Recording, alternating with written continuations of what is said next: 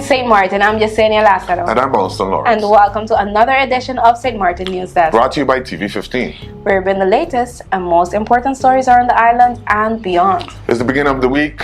We had a nice weekend. Yes, we did. Right now, let's dive into our top headlines.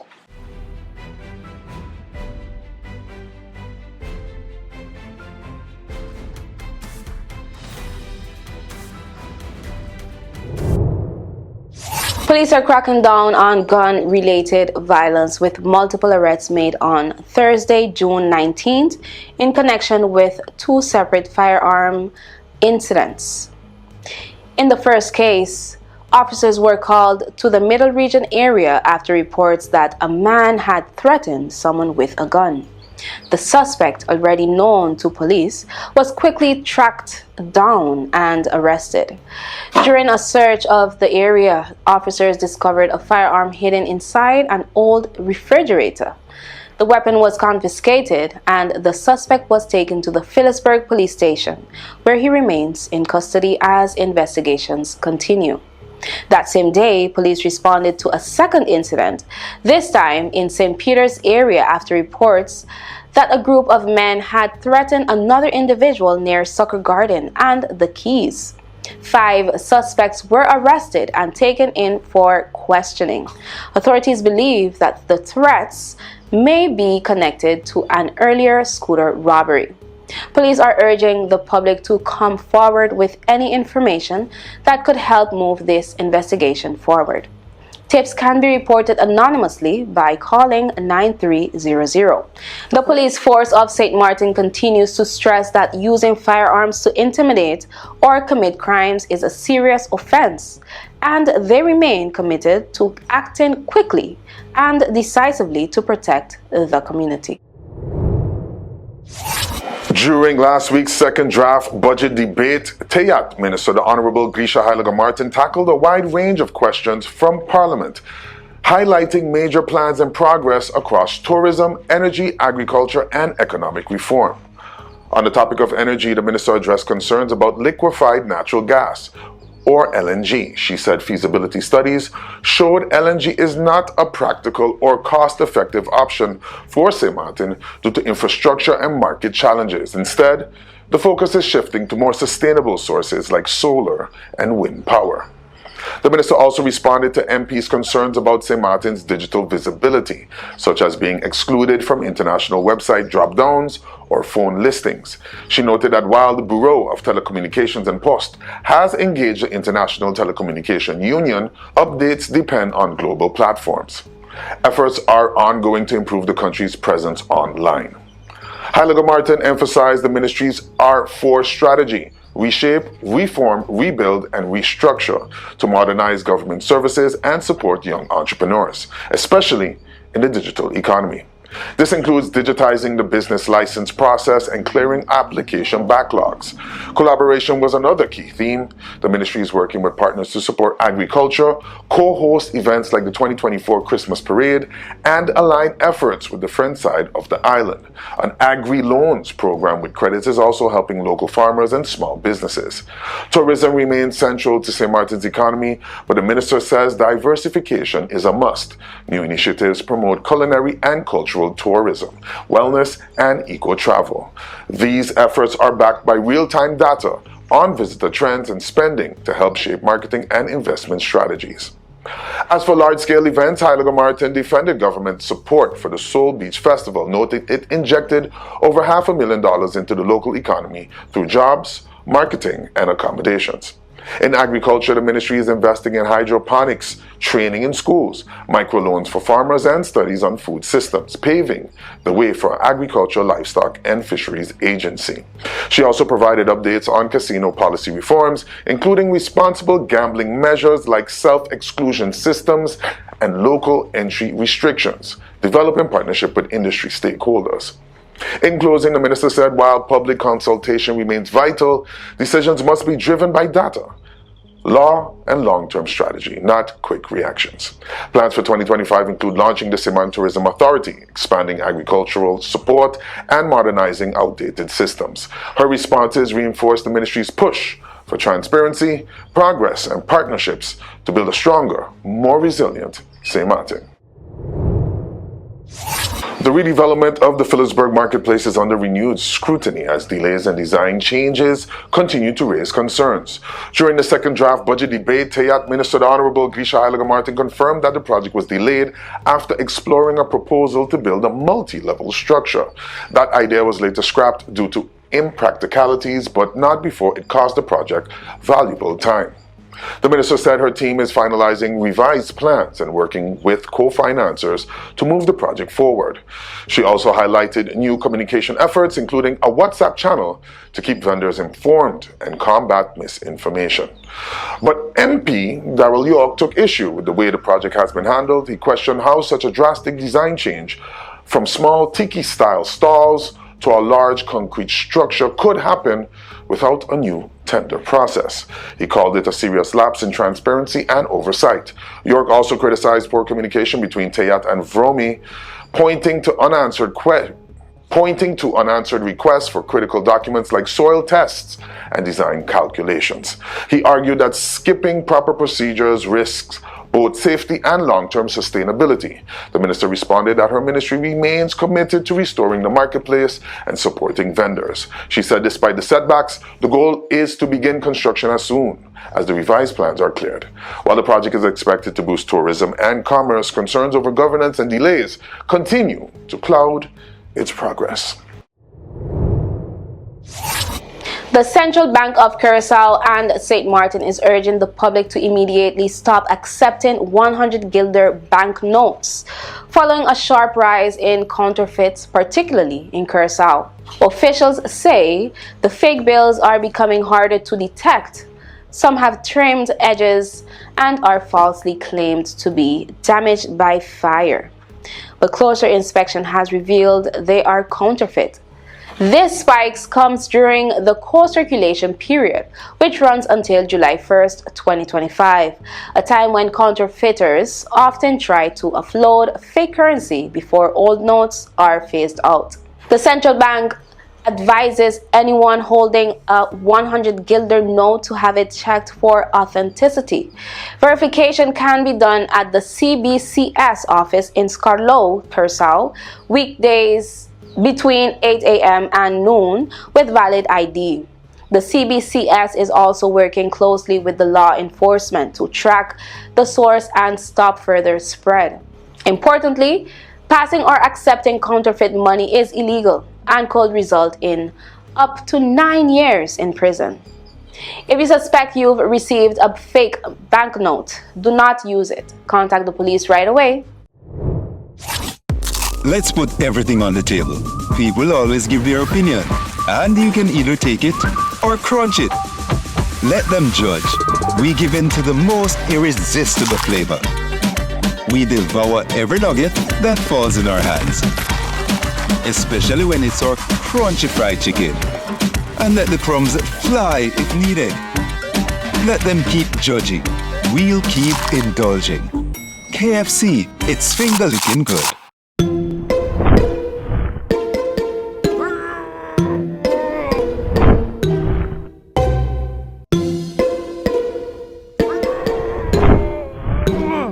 The switch. Get faster internet for less.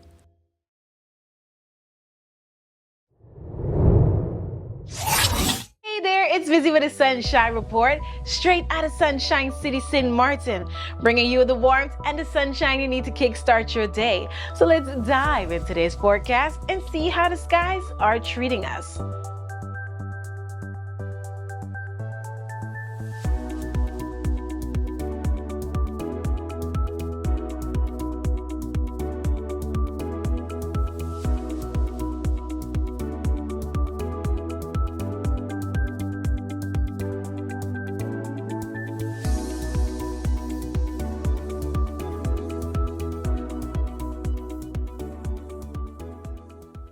And that's your Sunshine Report, brought to you by the Met Department of Sint Maarten. So as you enjoy your week, stay safe, stay friendly.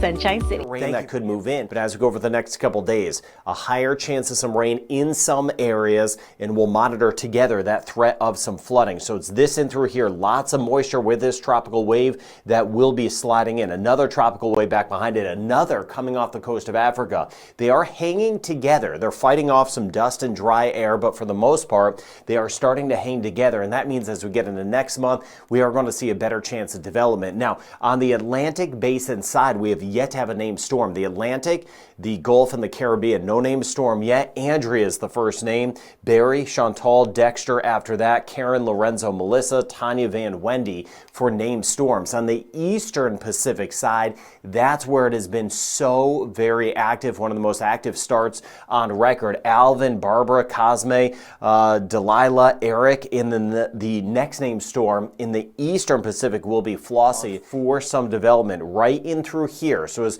I show you some videos in the upcoming week, we're going to be tracking this area in particular, south of Jamaica, for the potential of some development. Tons of rain right now that we're going to see as we go throughout the day. And here comes that next tropical wave. Deeper into the day, we'll see that chance of rain moving into Trinidad. St. Lucia, Barbados, chance of some rain. A lot of it will stay just to the south. But as we work our way into tomorrow, here comes that next tropical wave moving in, even eventually clipping by the ABC Island. So that new tropical wave arrives, and then all of this moisture just continues to feed into the Western Caribbean. Flooding Nicaragua, Costa Rica, no doubt on that. And then as this tropical wave starts to move in, you can see here, this is by Tuesday. Let me take you out throughout the entire week. Here comes that tropical wave, no development yet, but what's going to happen is, as this moves across, it's just going to increase the chance of rain in the Western Caribbean. And then here's Guatemala and El Salvador watching this spot that may try to develop in the Eastern Pacific. Look what happens next. Now, still keeping an eye on this area here, but as that new tropical wave marches across, the rain will be building up by the time we hit Tuesday. So tropical waves continue to come in. We have that new one arriving, flood chance going up, monitored for some development in the Western Caribbean, and I'll see if anything tries to develop and kind of lift its way up to the Gulf. That's what we'll be watching together as we go throughout the week ahead. So thank you for taking the time to subscribe. Have a really good day ahead. It's hurricane season. Are you prepared? Here are a few tips to remember to help keep you and your family safe. If you're not in an area that is advised to evacuate and you decide to stay in your home, plan for adequate supplies in case you lose power and water for several days and you're not able to leave due to flooding or blocked roads. This hurricane season, make a family emergency communication plan. This public service announcement was brought to you by the government of Sint Maarten.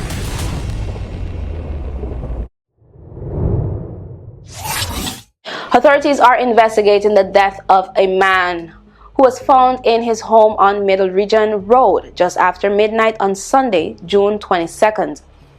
Police responded to the scene following a report from Central Dispatch, which noted the man had not been seen for over 24 hours. Medical personnel, including paramedics and a doctor, were also present. The circumstances surrounding his death are currently unknown. Detectives remain on site, conducting further investigation.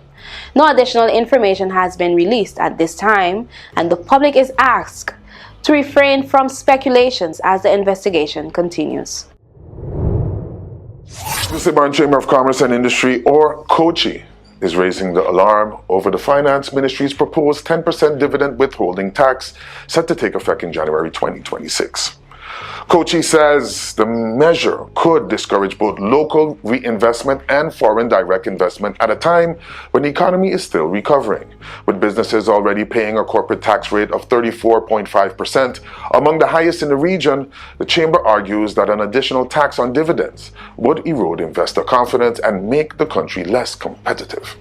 For local businesses, particularly small and medium-sized enterprises, the concern is that profits usually reinvested into operations would instead be taxed, reducing their capacity to grow. For foreign investors, COCHI warns this could lead to double taxation, capital flight, and a sharp drop in reinvestment. The Chamber is also questioning whether St. Maarten's current tax administration system is equipped to enforce such a tax. Ongoing issues between the Tax Inspectorate and the Receiver's Office have already created headaches for businesses, COCHI says, and adding more complexity could make matters worse.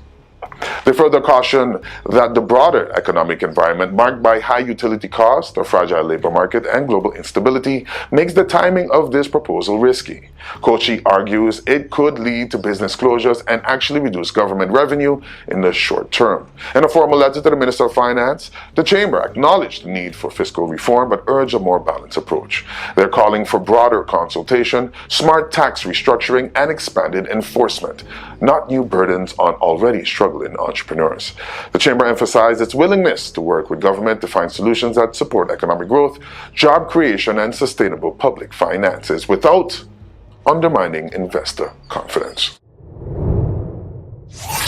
St. Maarten is stepping into the future of connectivity. As of May 6, 2025, the Ministry of TEATT has officially granted Starlink SXM-BV a license to operate in the country. This means the satellite-based internet service from SpaceX is now fully legal, offering high-speed internet not only on land but also at sea and in the air. The 5-year license clears up months of uncertainty and opens the door to wider adoption of Starlink's reliable low-latency service, which has already gained popularity among residents for its stability and speed. For a monthly fee of about $80 and a one-time setup cost of $700, Starlink is now being promoted by local providers, bringing competition to a market long dominated by Telem and Flow. Especially in remote or underserved areas, Starlink offers a game-changing alternative where traditional providers often fall short. The license based on national radio frequency rules includes strict compliance measures. Starlink must follow international safety and equipment standards, avoid interfering with other networks, and cannot change ownership or resell services without approval. The Bureau of Telecommunications and Posts will monitor all compliance. While this move marks a big leap for St. Maarten's digital future, it also exposes gaps in the island's current telecom legislation, which doesn't yet fully cover satellite internet. The government plans to address that in future policy updates. For residents, it means better internet at home. For businesses, it promises more reliable service, especially for remote work, e-commerce, and continuity during disasters. And for travelers, whether flying in or sailing by, it could mean staying connected like never before. With this step, St. Maarten is positioning itself as a tech-forward nation, ready to lead the region in connectivity and innovation. Clergy from 12 islands met in St. Maarten from June 17th to 19th for the Diocese of the Northeastern Caribbean and Aruba Conference at Simpson Bay Resort. 20 clergy, the diocesan secretary, and the spouses participated, led by Bishop Ernest Fleming. The retreat featured meditations on making time for God, the spiritual life of clergy, led by Reverend Patmore Henry, offering inspiration and reflection. Key issues discussed included abortion law reform. The diocese reaffirmed its pro-life stance, emphasizing respect for the unborn while condemning social problems like poverty and violence that contribute to abortion. Same-sex unions were also addressed. While the Church does not perform or bless same-sex marriages, clergy stress that all individuals deserve love and respect regardless of sex orientation. Practical concerns such as clergy shortages, healthcare, and encouraging vocations were highlighted as well. Missions and ministry efforts were emphasized, including support from St. Michael Primary School in Antigua and partnership with groups for the disabled. The conference also focused on environmental stewardship, reminding clergy of their duty to care for God's creation. Policy discussions covered marriage ceremonies, conflict resolutions, and baptism practices. Bishop Fleming said clergy returned to their parishes ready to implement the conference's recommendations and strengthen the diocese across the region.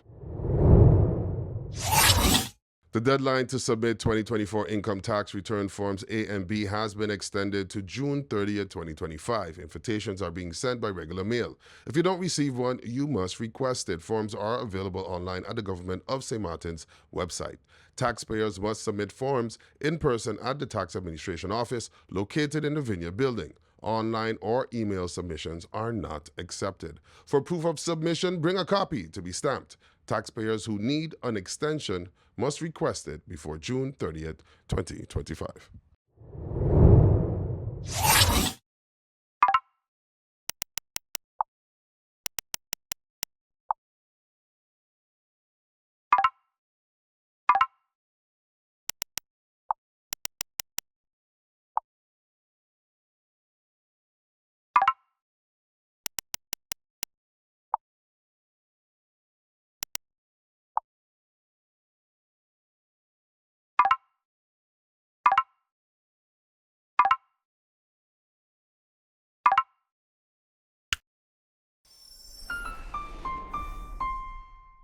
the level. What is it? Guess what? I got an idea. It's amazing. You see how we have the link sharing all everywhere? QR link, the yeah. QR link? Yeah. Raw Caribbean Channel app. Yeah. You're welcome. Put it in the back. But it's not an app though. It's not an app. App, you have to like download something to get it on your phone, take up space. It's not an app. It's like an app. Therefore, it can be an app. So, it's an app. Raw Caribbean TV app. Say it with me, Al. Come on. It's not an app though. All you gotta do with that, it's a link. You take the link, you hit the bookmark, you say add to home screen, and so it shows up like an app icon, but it's not an app though. Are you a real person? It is an app because you get to watch all the programs from Raw Caribbean at one place. It is an app. I don't know how to explain this to you, but factually and technically, it's not an app. Kind of like we do the news, facts, Yeah. and you do that thing you do. Whoa. Point being, you just go to the QR, you hit bookmarks, and you hit add to home screen, and then you can have the link to, let's give it another name. The app. You want to call it the app? Raw Caribbean TV app. Jess. Yes. Jess, please, give some sense, Jess. Jess. It's kind of like an app. That's why she gets the big bucks. It's not an app, though. It's not a app. What the It's not a app. You kiss your mother with her mouth? My God. Watch Raw Caribbean TV app. Watch Raw Caribbean TV app. Yes. It's not an app, though.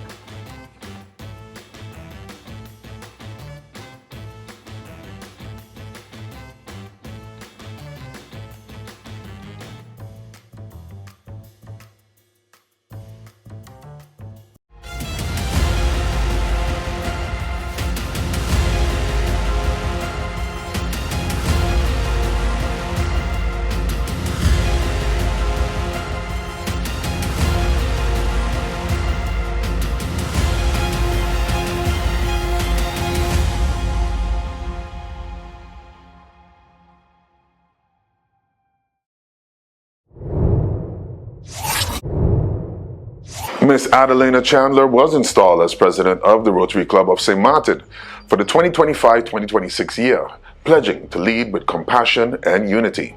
Honoring her late father and grandmother who instilled in her the spirit of service above self, Chandler reflected on her Rotary journey since joining in 2016. She credited the club's sense of purpose and community impact as her inspiration. This year, Chandler embraces Rotary International President-elect Francesco Arezzo's call to unite for good, and District Governor-elect William Bill Aiken's theme, Recognize Needs, Transform Lives.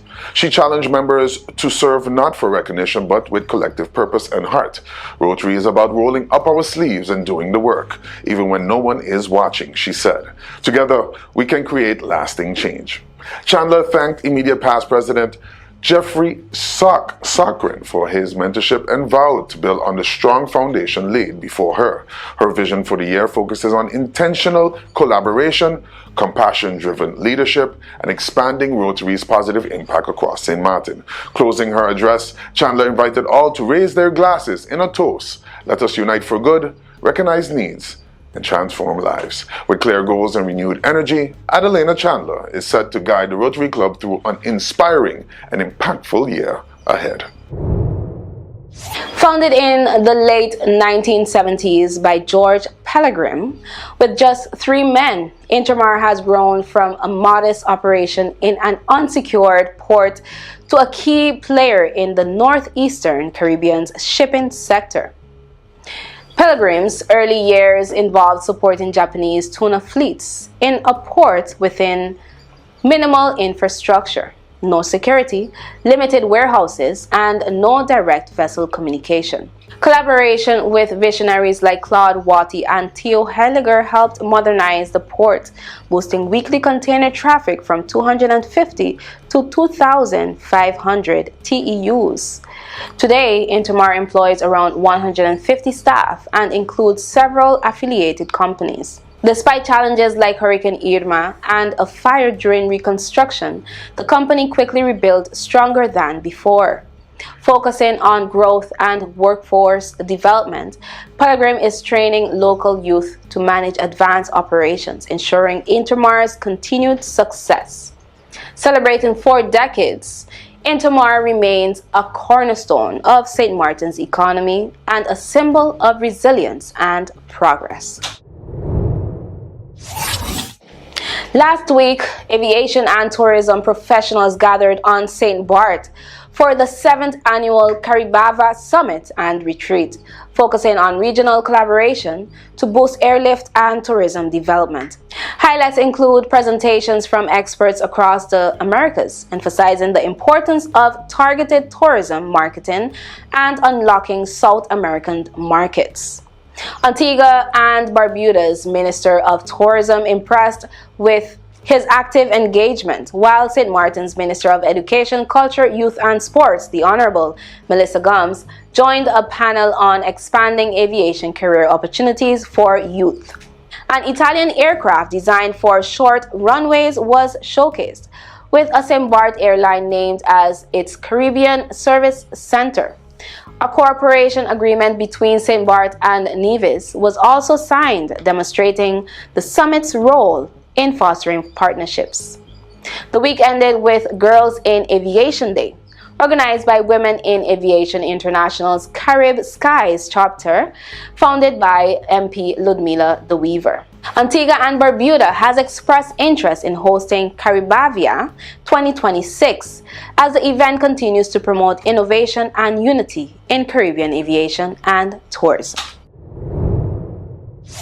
The Sint Maarten Library recently hosted 2 inspiring group visits, welcoming eager young readers at different stages of their educational journeys. First, the graduating class of Educare Daycare Center 2025 enjoyed a special day design to spark curiosity and a love for reading as they prepare to enter kindergarten.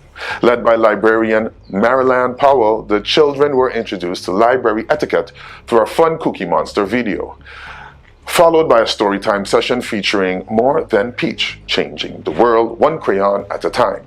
This empowering story encouraged the children to celebrate their uniqueness through a creative coloring activity. Each of the 11 students proudly registered for their first library card, receiving a special book bag and Kind News magazine to continue their reading adventure. Shortly after, 19 enthusiastic Group 5 students from Sister Magda Primary School explored the library as a vibrant space for learning beyond books. The visit included educational videos starring Cookie Monster and Mr. Bean, emphasizing respectful behavior and care for library materials. The highlight was a hands-on book hunt assignment where students actively searched for fiction and non-fiction titles relevant to an upcoming project. 13 students officially registered as members, while all 19 selected books to support their studies and fuel their imaginations. Librarian Marilyn Powell expressed pride in witnessing these young learners embrace the library as a place of discovery and growth. It's wonderful to see their excitement and how the library empowers them to enjoy reading and learning, she said. Both visits underscored the St. Maarten Library's commitment to nurturing lifelong readers by providing welcoming, educational experiences that develop essential skills and foster a lasting love of books. That's all the time we have for today's edition of St. Maarten News Desk. Thank you for joining us, and remember, new episodes premiere every Monday, Wednesday, and Friday at 8 a.m. on TV 15 and then across all social media platforms. I'm also Mars. And I'm just saying the last letter wishing you an amazing week. See you next time. And we want to make sure all week, all summer, stay friendly. St. Maarten.